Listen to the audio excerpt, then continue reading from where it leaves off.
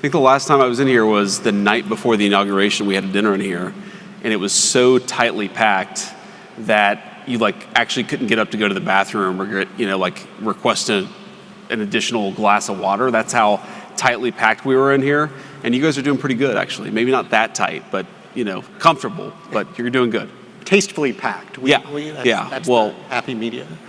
Before you say whatever introductory thing you were going to say, I'm sure Oren has a spiel. Oren always has a spiel, but I just want to say thanks to Secretary Rubio for the very kind words of introduction. So, Marco, I was very fond of him as a Senate colleague, but you learn a lot about somebody when you see them actually operate behind the scenes. And Marco is, if anything, more impressive privately than he is publicly, which is very hard to do, but he's very thoughtful. He actually listens, which is a rare skill in politics. We're very good at talking. Us politicians, we're not so good often at listening. He's just a very, very important part of what the president and I are trying to do, and so thrilled to have him here. And as you know, I think one of the first times I ever met, maybe the first time I ever met Marco was in a conference room in his Senate office with Mike Needham and Oren Cass talking about some of the very things we're talking about here tonight and some of the very things American Compass is focusing on. So it's kind of amazing to see it come full circle to where we are today. Well, that's a perfect segue into my spiel, so Great. Thank you. I had a few different spiels we could start with, but this is a good one. We are thrilled to have you here. I am thrilled to have this opportunity to talk with you, and so grateful that the work you're doing, and in a sense so in awe of it, because there are politicians out there who they've just been politicians, but you are someone who was an intellectual first. Some people don't like the word intellectual, but I mean it in the good sense of the term. You were writing for National Review. You were at the bar late at night arguing about and helping shape these ideas that you are now. I come here for free and you insult me and you call me an intellectual. Remind me that I wrote for National Review. What an asshole this guy is. That's fair. I will admit that I too wrote for National Review. But as I said in my introductory remarks earlier, I have no higher compliment than this guy likes to argue. So that is, it's a wonderful thing, and I think it really distinguishes you as someone who not just cares about and believes in these ideas, but has formed them. Sure. And so, I wanted to ask you a little bit about some of the substance, what's going on in a few of these topics, but also ask a little bit about sort of how your thinking has gotten here and how being in the role you're in now affects that, and what people who are not in that role need to understand to do it well. And so let's start here on the substance, though, because obviously trade is in the news from time to time. Trade is, and I think you've articulated this well, trade is one element of what is a much broader project. Sure. About reshoring, reindustrialization. I want to ask you, how do you define that project? What is the broader goal that the trade agenda is part of, and where do you see it ultimately going if it's going to be successful? Yeah, so first of all, congrats. I see here on the screen, this is the 5-year anniversary of American Compass. You guys have accomplished a lot in 5 years, and I'm going to echo what Secretary Rubio said. Keep doing it, because it really has influenced my thinking. It's influenced the thinking of multiple people within the administration. And if I were to try to summarize the project, I think there are a few different things going on, but maybe one thing that really worries me is you have, I think, in many ways, stagnating living standards for normal Americans, for the median worker, for people who just want to start a family, work in a decent job, earn a living salary, and have dignified work. I think you've seen so many pieces of evidence of stagnation in the lives of the normal people that we serve, right? The people who actually go to work, who keep the country running. And there are different ways to sort of measure this, but I think my favorite way of measuring it actually is probably you see stagnating productivity in this country for about 50 years, okay? And I think there are a whole host of reasons why you see that. I think number one, we've offshored a whole host of industries, and so you see less innovation in a lot of the critical manufacturing sectors that actually drive the American economy. I think part of it is we've really underinvested in technology, especially in the heavily regulated spaces. I think part of that is we've really harmed energy production in our own country. That's a critical part of, the heavily regulated space is actually doing well because the cost inputs of these industries are so heavily dependent on the price of energy. So there are all these different policy spins that I could put on it, but I just want normal people who work hard and play by the rules to have a good life. And I think that was very, very possible in the United States of America that I was growing up in, but you started to see some signs that it was fraying. And I think it got a lot worse over the course of the 90s and 2000s. And that has got to change. And I think that's fundamentally why Donald Trump is the president of the United States, is because he was the first mainstream American politician to come along and say, this isn't working. These trade deals are not working for the normal people who power our economy. Our policies have not been productive either in the economic, national security, or diplomatic space. So it's complicated. The answer to your question is complicated. Summarizing it is necessarily very hard. But I think the best way to summarize it is we just want normal people to have a good life. That seems reasonable. Thank you. There you have it, folks. I think that's obviously exactly right. I think it's remarkable that is or has been a heterodox view to some extent, that it's something that has had to be said. Especially after your book came out, as you had a chance to talk with a lot of folks in a lot of different contexts, then as you moved into running as a politician yourself, you had a chance to speak both with the normal people for whom this was not working, yeah, and for a lot of people who either thought it was working or didn't care. Sure. My own sense is there's actually more thought it was working than didn't care. That for the most part, they're not bad people so much as oblivious. But I'm curious what your experience has been engaging with those folks. But how would you describe, what did they look out at America and see, and what is helpful in communicating to them why this is a problem and why they need to care? Yeah, so let me give you kind of an elite answer to that question, and let me give you just a sort of normal political answer to the question. So the elite answer to the question, I remember, Oren, talking to you about starting American Compass 5 years ago. And I think one of the things that we talked about, I don't know if you remember this, but what is the audience of donors, because these things cost money, funding fellowships and smart people to write papers and think about this stuff, that costs resources. What is the universe of donors who would actually support something like this? And I think my takeaway of the last 5 years is actually quite a bit. And I think there's an assumption among, whether you call it populists or whether you call it, sort of trade hawks or whatever label you want to put on it, there's this assumption that donors are fundamentally misaligned. And I actually think donors are much more pragmatic, and they see this stuff not necessarily because they're reading a paper that Bob Lighthizer published 15 or 20 years ago, and I know Bob's in the audience and I love Bob, but because they do business in China. And they know how hard it is to actually get a fair deal for their companies, or they've seen some of the ways in which I met with an industry leader today who was talking about all of the ways in which transshipping through non-Chinese Asian economies is destroying his very successful manufacturing business. And he's not worried about it for himself because his business is so successful, but he's worried about it for his industry writ large because some of his competitors are going to have their businesses destroyed. He doesn't want that. So there's a bit there. I think one thing to take away is that people are much less ideological and much more pragmatic than I think that a lot of the intellectuals give them credit for. So that's one thing I take away. I think the other thing that I take away from it is the American people are much more aligned with our way of thinking about things than people realize. And I think the misalignment between the normal American and the talking heads in Washington is still so profound. And I'll give you an example of this. One of the very first truly political speeches I gave when I was thinking about running for Senate in Ohio back in 2021, I spoke to this group in Butler County, Ohio. It's actually the county that I was born and raised in southwestern Ohio.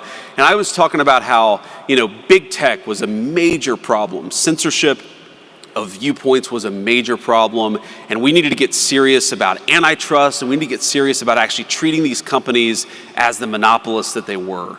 And a person came up to me afterwards and they said, oh, I really liked what you said, but I didn't agree with what you said on big tech. And I sort of assumed that I was about to, sort of hear a kind of libertarian argument from the pages of the National Review.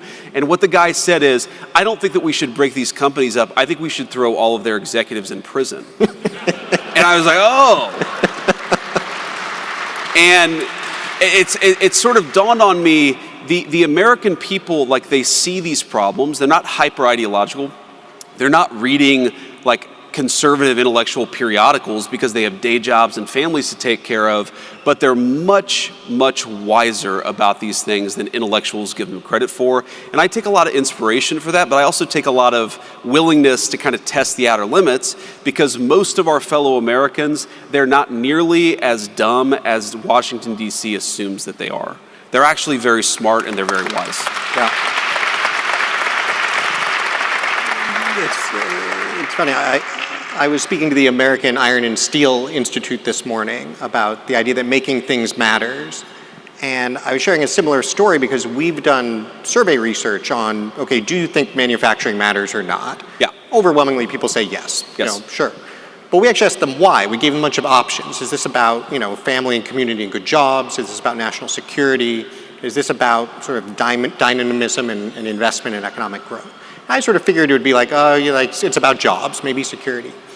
And Americans actually picked dynamism and growth as, by a significant margin. That was their top reason they cared. And that was across political groups. That was across classes, less educated, more educated, high income, low income. And exactly to your point, I think it's just something we don't give people enough credit for. I mean, not only are they quite wise in this respect, they are so much wiser than the economists who got this exactly wrong for so long. I was struck by the speech that you gave at the American Dynamism Conference, which I think touched on a lot of this, because you focused on what is on one hand a real challenge in the new conservative coalition, where on one hand you have the working class, you have labor, on the other hand you have technologists, folks who are very focused on innovation. And I think you made what is such a critical point, which is that these are not necessarily in conflict. Ultimately, success is defined by the extent to which we synthesize these things. Yes. I think conceptually, in my mind, that's absolutely right. In practice, that can still be hard. I think there are a lot of places where you still see these collisions. Where do you see the biggest opportunity to actually bring these folks together, to actually build on that idea and show that, no, in fact, you do have the same interests. There is a real opportunity to move forward here. Well, I think that it's interesting you mentioned the American Dynamism speech, because I do think that's actually where the synthesis is, right? That if you believe in growth and you believe that, to have any opportunity to make people's lives better, you actually need sustained GDP growth, then you actually need to have the kind of industries that can support broad-based technological innovation. And so I think that really is the combination. Like, why do I care so much about manufacturing, and why do I care so much about the kind of educational institutions we have to support those industries? It's because, yes, I care about workers and I care about their wages, but I do very much care about innovation, and I don't think you can have one without the other, right? So the classic way of talking about this is to say, well, if you open up an iPhone and you look at the box, it will say designed in Cupertino, California, right? And of course the implication is that it's manufactured in Shenzhen. In reality, it's not necessarily even designed in Cupertino, California anymore. It's increasingly designed in the place that's manufacturing it. This idea that we can separate the making of things from the innovating of things is, I think, totally farcical. You see this in pharmaceuticals in particular, where I think the countries that are really good at manufacturing pharmaceuticals, especially like the next-gen biologics and large molecule pharmaceuticals, those guys are increasingly really, really good at innovating in pharmaceuticals too.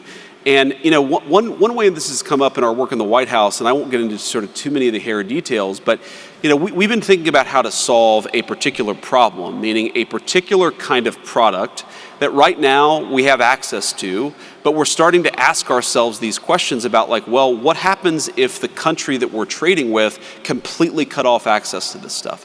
And so we're thinking a lot about the supply chain, about how brittle our supply chains are. And by the way, one thing that is shocking about the prior government, about the government we inherited the White House from, is if I, on January the 21st, in fact, I did ask this question, where are the biggest deficiencies in our supply chains? What are the 100 products that we're completely reliant on some other entity to make for us? Where are they made, and how hard would it be to onshore that manufacturing? I asked that explicit question, and the answer was, we don't know. Nobody in the prior government had actually asked these very fundamental questions. And so what is so crazy about the hyper-globalized era is that you had these basic questions about the brittleness of our supply chains that were completely uninvestigated by the very people who supported globalizing those supply chains. We were actually governed by complete morons, and we didn't even realize it until the Trump administration started to get underneath the hood of our government. But to take it back to sort of the point that I was trying to make. Okay, if you want to onshore this one piece of the supply chain, what kind of talent would you need in the labor force to make that possible? And I started talking to venture capitalists and technologists and people who run sort of industries in this space. And what kept on coming back is, okay, yes, there's a tariff question, there's a revenue guarantee question, there's a capital question. How do you actually form the capital? How do you get the capital goods necessary to make the stuff that you're going to have to make? But the thing that everybody kept on coming back to is we don't even have the people who are skilled in this particular trade anymore because we've so offshored it. And you realize the point about trade policy, all of this stuff is connected, but when you atrophy critical skills in the economy, it's not easy just to flip that switch back on. And I think that was the way in which the advocates of globalization were the most wrong, is they allowed the best skilled trades workforce in the history of the world to become a little bit atrophied. And I think we're still very good. Like, we actually have a pretty strong foundation from which to build, but we're actually not as good as we were 30 years ago. And the basic question of skilled craftsmen who are able to do a whole host of different things very rapidly. That's one of the things that we have to fix in order for us to accomplish the things that we need to accomplish. The president's very focused on that, but it drives home, how much of a national emergency we're in, that we've lost critical skills, and we weren't even aware that we had lost those skills until a few months ago. Yeah, and of course, the part that drives me nuts about it is the same people who said it does not matter where things get made. Yes. It does not matter if all this goes overseas.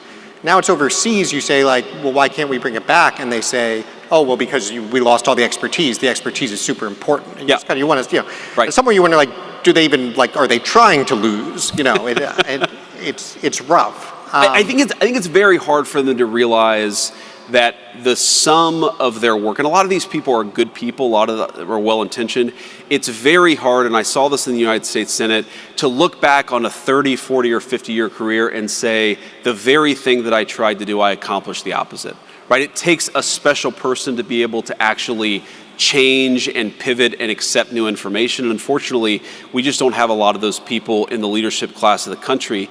The way in which this is most absurd is the people who are most pro-globalization, the people who are most indifferent to whether a given part of the supply chain existed here or China or Russia or somewhere else, those are very often the same people who want us to fight wars all over the world with munitions that are increasingly made by the very people that we offshored our supply chains to. And the fact that, I saw this in the Senate, the fact that you would have people say, we should send an unlimited number of munitions to this conflict, even though we don't make those munitions in the United States of America anymore, the complete disconnect between their views on foreign policy and economic policy made me realize again that we're governed by people who aren't up to the job.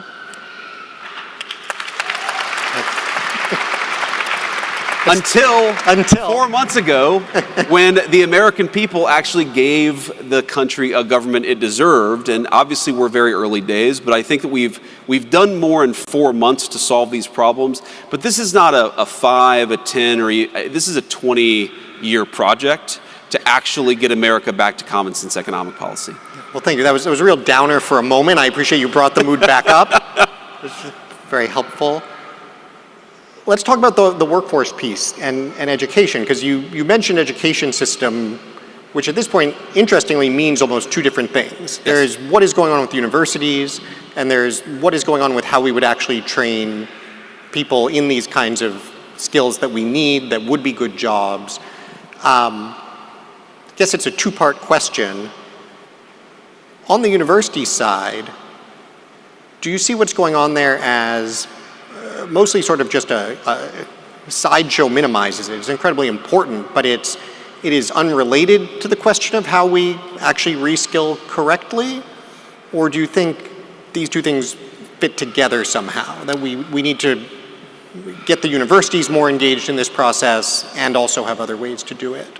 I think of it as extremely connected, though it's not necessarily obvious at the surface level. I mean, first of all, I never expect Harvard or Yale or, the Ohio States of the world, they're not primarily going to be doing skilled craftsman training, okay? Some of the state schools, you might see that, but really this is going to be something that happens with particular, unions are going to have a big role in this, community colleges are going to have a big role in this, industry is going to have a big role in this. I don't think the skilled crafts are going to be brought back by the 4-year plus university. That's just not their role. But what the 4-year plus university, one of the most important things that it does, obviously it trains hopefully very smart people, but it produces really the ground level of the innovation that the economy is going to run on for the next 10 or 15, 20 years, okay? So if I want people in Indiana to be manufacturing the next generation pharmaceuticals, those pharmaceuticals have to get developed in the first place. And for them to get developed in the first place, I need places like Harvard to be doing really groundbreaking biomedical research. What I don't need out of Harvard is for the science to be so broken that 80% of the biology papers produced don't actually replicate. And that reproducibility crisis is one of the main reasons why I think universities are broken. What I really don't need to happen is I can't let Harvard have such an explicitly racist and in violation of the Civil Rights Act approach to how it funds and trains scientists that the best and the brightest are being cut out of that process altogether. So these things are very much connected. But I mean, look, I am not anti-university. I'm not anti-Harvard. What I am is a person who recognizes what should be obvious to every single person at every elite university in the country, which is the model is broken, it doesn't work, and they're violating the social contract they have with the people of the country, and the people are now saying, we need you to change. And these institutions are really going to be confronted, and thanks to President Trump, have already been confronted with a choice. You can accept democratic accountability and you can reform, or you can accept that the government is not going to treat you kindly, we're not going to fund your garbage, and we're not going to support you unless you do the job the American people need you to do.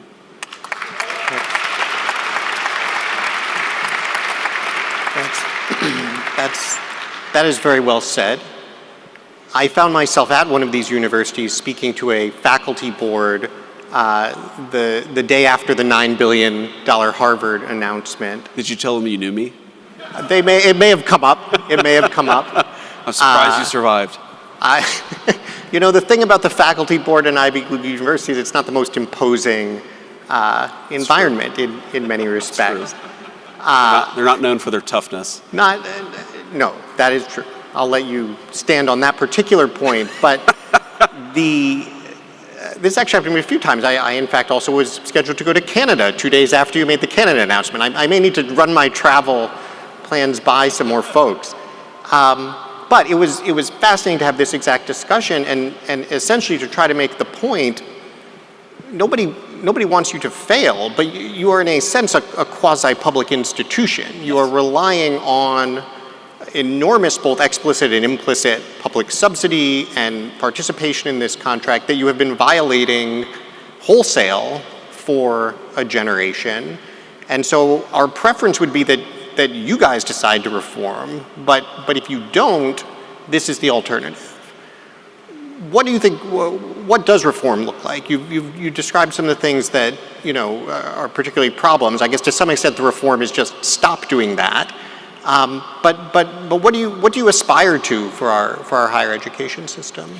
I'd say a few things. I mean, one, most obviously, is why don't you just follow the civil rights laws of the country? Like, that's a very easy thing to do, and that nearly every elite university in the country is explicitly not doing. Okay, so that's one thing that they might consider doing. I think the second thing is they've got to be willing, and I have a friend of mine who's a geneticist, very bright, very bright young scientist. We have got to have a scientific community that is more open to unacceptable inquiry and that actually encourages bright young minds to go wherever the truth leads them. And I think that's where the universities have become almost quasi-theocratic or quasi-totalitarian societies. I mean, the way that I think about this is, I don't know what the voting, the voting in the 2024 election of Harvard University's faculty was. Okay, my guess is that at least 90% and probably 95% of them voted for Kamala Harris, right?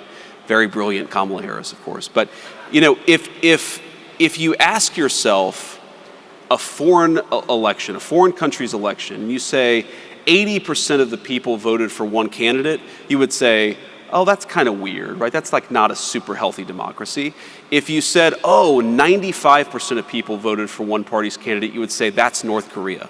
Right, that's totalitarian. That is impossible in a true place of free exchange for that to happen. And so I think the ideological diversity of these universities has to get much better. And I think that if that got better, if you actually had a place where people were open to debating these things and weren't terrified they were going to lose their job for saying something that was a little bit outside the Overton window, then I think the science would get better, the reproducibility would get better, the quality of the institution would be so much better. And that's what I want, because we need high quality universities. Right now the problem is we don't have them.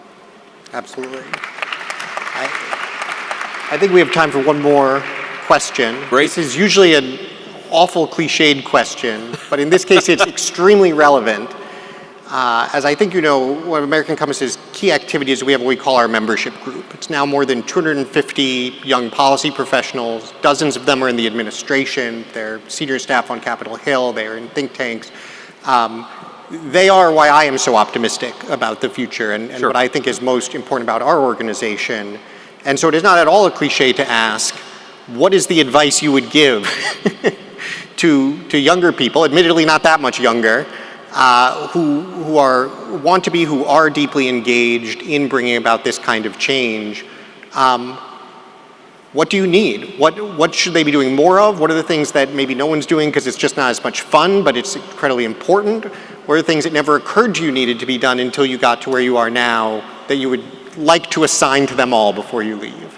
So I've reached the stage of my career, I guess, where I'm now the old guy. You are the old guy. To offer advice to all of you. Again, you started out by calling me an intellectual, and your final question is effectively, hey, old man, give advice to all of these young people here. But let me say a couple of things. So first of all, I think that you guys should go forth with a lot of confidence, because the conversations that are happening in this room and amongst all of you are far more interesting and far more influential in the policy conversation than almost anything else that's happening in Washington, D.C.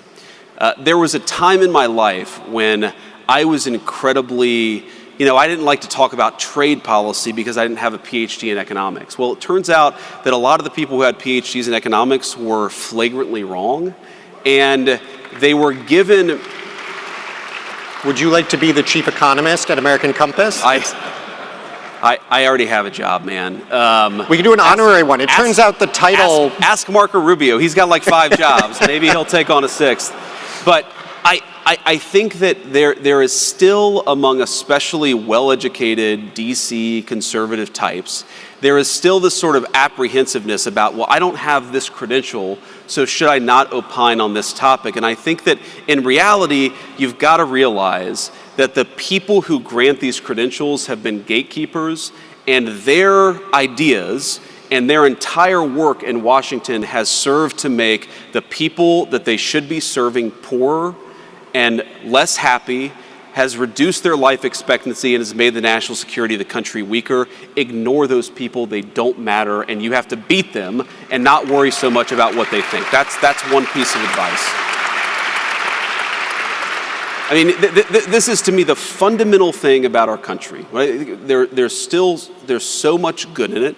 There's so much brilliance in it. We still have the best science and technology in the world. There's so much that I'm optimistic about.